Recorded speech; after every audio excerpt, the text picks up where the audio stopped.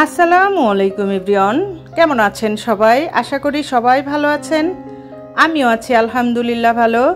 নতুন দিনের নতুন আরও একটা ব্লগ ভিডিওতে যশোরের মেয়ে হেনা চ্যানেল থেকে আমি হেনা আপনাদেরকে ওয়েলকাম করছি। প্রতিদিনকার মতো নতুন আরও একটা ব্লগ ভিডিও নিয়ে আমি কিন্তু আপনাদের মাঝে হাজির হয়ে গিয়েছি। দেখতে দেখতে ঈদ কিন্তু চলে গিয়েছে, আর আমরা আমাদের যে স্বাভাবিক লাইফস্টাইল সেরকম কিছু ভিডিও কিন্তু এখন আপনাদের কাছে উপস্থাপন করব।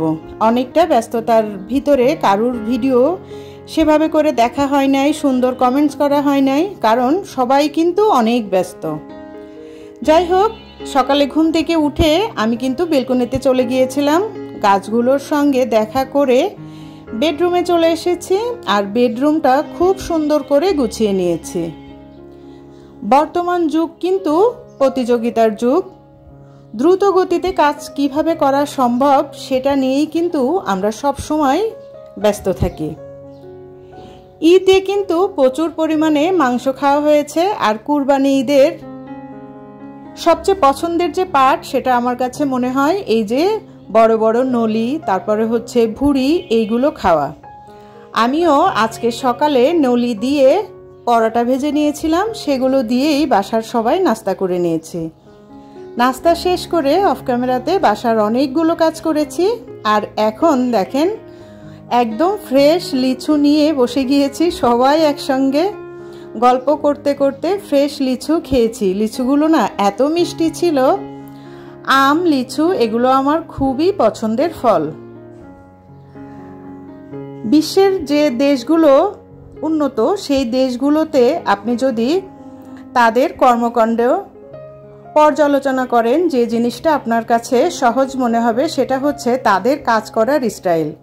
তারা কিভাবে সময় বাঁচিয়ে খুব অল্প সময়ে তাদের সব কাজ শেষ করে, সেটা কিন্তু দেখতে ভালোই লাগে। আর বর্তমান যেহেতু সোশ্যাল মিডিয়ার যুগ, এ যুগে কোথায় কি হচ্ছে সব কিছু কিন্তু কিছু কিছু সময় ভাইরাল থাকে। আর আমিও আজকে ঠিক তেমনই একটা ভাইরাল রেসিপি আপনাদের সামনে নিয়ে হাজির হয়েছি। আজকে যে রেসিপিটা ট্রাই করব, এটা নাকি দুবাই শেখের বউয়েদের খুব পছন্দের একটা সকালের ব্রেকফাস্ট। আমি জানি না এটা কিভাবে এত বড় বড় সেলিব্রিটিদের ব্রেকফাস্ট হয়ে থাকে। যাই হোক, সোশ্যাল মিডিয়ার এই যুগে আমরা কিন্তু যখন যেটাই দেখি সেটা নিয়েই একটু নিজেদের ভিতরে কাজ করার চেষ্টা করি। আমিও তার ব্যতিক্রম না। আর এটা তৈরি করতে লাগবে হচ্ছে পাউরুটি, একটা কর্নফ্লেক্স মিল, আর হচ্ছে তরল দুধ। আপনি চাইলে এখানে অন্যান্য যে ক্রিমগুলো থাকে সেগুলোও আপনার টেস্ট অনুযায়ী ব্যবহার করতে পারবেন। তো আমি প্রথমে পাউরুটিগুলোর সাইডটা সুন্দর করে কেটে নিয়েছি, আর এখন তরল দুধটা জাল দিয়ে সেখানে অনেকগুলো চা পাতা দিয়ে দিয়েছি। মূল কথা হচ্ছে আমরা তো বাঙালি, আমাদের যেটা অভ্যাস সেটা হচ্ছে কাপে চা ঢেলে চুমুক দিয়ে খাওয়া।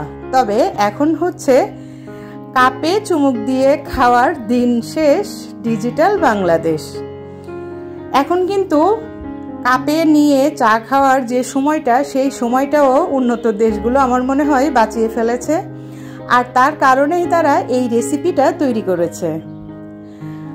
আমি দেখেন কথা বলতে বলতে খুব মজার এক কাপ চা তৈরি করে নিয়েছি। এখন যদি খুব বড় একটা কাপে এই চাটা নিয়ে বেলকনিতে বসে একদম আওয়াজ করে করে এই চাটা খাওয়া যেত, আমার মনে হয় এর থেকে ভালো কোনো কিছু আর হতো না।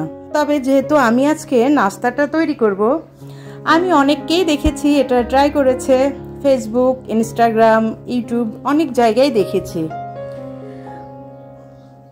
আর এখন কিন্তু দেখেন আমি চাটা ছেঁকেও নিয়েছি। আমার মূলত চা বানানোর যে কাজগুলো সেটা শেষ। আমি কিন্তু আপনাদের দেখিয়েছি, তার কারণে হয়তো একটু সময় লেগেছে। তবে আমার কাছে মনে হয় যে এটা যদি আমি ভিডিও না করে করতাম তাহলে 5 মিনিটে করা শেষ হয়ে যেত। আর এখন আমি পাউরুটির উপরে এইভাবে কর্নফ্লেক্স মিলটা সুন্দর করে লাগিয়ে নিচ্ছি, এবং উপর দিয়ে আর একটা পাউরুটি দিয়ে এই তো চেপে দিয়েছি। বাস, আমার সব কাজ কিন্তু শেষ। এখন হচ্ছে ফাইনাল যে কাজটা সেটা। এই দেখেন চাটা এখন উপর দিয়ে এভাবে আস্তে আস্তে করে ঢং করে করে আপনি ঢেলে দিবেন। এখন যদি আমরা আমাদের মতো করে খেতাম তাহলে কাপে চা নিয়ে পাউরুটিটা ভিজিয়ে ভিজিয়ে অনেক সময় নিয়ে খেতাম। এর জন্য জিনিসেরও প্রয়োজন হতো, সময়ের প্রয়োজন হতো। আর এখন শুধু একটা চামচ দিয়ে আপনি চা পরোটা একদম একসঙ্গে খেয়ে নেবেন। আমি জানি না কোনো আপুরা এটা ট্রাই করেছেন কিনা, তবে সত্যি বলতে আমি তো ট্রাই করেছি, আমার কাছে না এতটা ভালো লাগেনি। ওই যে শুরুতেই যে কথাটা বললাম, কারণ আমরা বংশগত বাঙালি। তবে এটা একটু ঠান্ডা হলে কিন্তু আমার কাছে মনে হয় খেতে ভালোই লাগবে। আমার বাসার সবাই অতটা পছন্দ করেনি, কিন্তু আমার কাছে সত্যি বলতে মোটামুটি লেগেছে। আর এটাতে যেহেতু সময় বাঁচবে তার জন্য তাদের হয়তো ফেভারিট খাবার, কিন্তু আমাদের কাছে এটা ফেভারিট খাবার নাও হতে পারে। আমি জানি না কেউ কি এটা ট্রাই করেছেন কিনা, ট্রাই করলে প্লিজ আমাকে কমেন্টস করে জানাতে পারেন। তবে আমি খেয়েছি, ওই যে বললাম মোটামুটি লেগেছে আমার কাছে। ভিডিওর এই প্রান্তে এসে কে বা কারা আমার সঙ্গে আছেন আমি জানি না। সবার কাছে একটা অনুরোধ, সেটা হচ্ছে একটা লাইক। প্লিজ আমার ভিডিওতে একটা লাইক দিবেন। আপনি যদি আমার চ্যানেলে নতুন হয়ে থাকেন, আমার চ্যানেলে বলা কোনো কথা কোনো কাজ যদি আপনার ভালো লেগে যায়, আপনি চাইলেই আমার চ্যানেলটা সাবস্ক্রাইব করে আমার সঙ্গে থেকে যেতে পারেন।